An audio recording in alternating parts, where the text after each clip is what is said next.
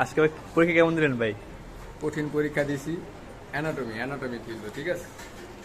Anatomy পরীক্ষা question 4 পাতা, 16টা question, ঠিক আছে। 16টা কোশ্চেনের ভিতরে একটা দিছি, এটা হলো হিউম্যান সেল। শুধু হিউম্যান সেল দিছি, ঠিক আছে, এটা গেল। আর আঁকছি হলো চিত্র। চিত্র কি আঁকছি?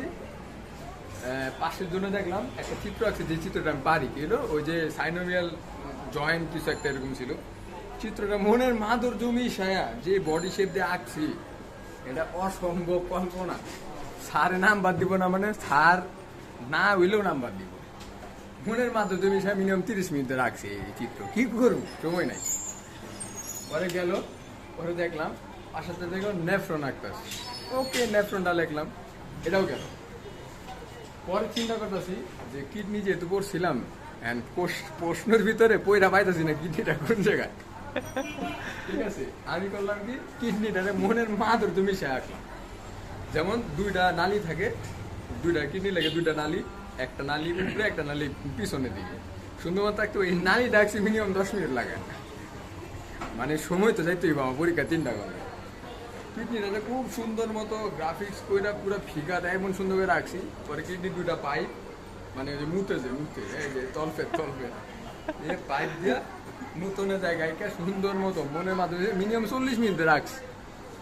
এরপরে গেল স্যারে বলছি, স্যার ওয়াশরুমে যাবো, আর ভালো লাগতেছে না, আমার সময় যেতে না, আর কিছু লেখা সম্ভবই না আমার পক্ষে খাতার ভিতরে অ্যানাটমি, ঠিক আছে। গেলাম, যা প্রথমে দেখলাম যে আমার চুল কয়টা পাকছে, দেখ আমার চুল কয়টা পাকছে, এটি গুনলাম। সত্যি কথা যেটা, কোনো আবহাওয়া না।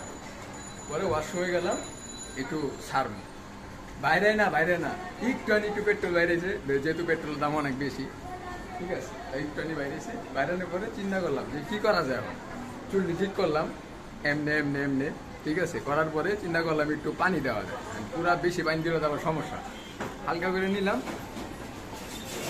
একটু মেকআপ টেকআপ করে ড্যাং করে গেলাম।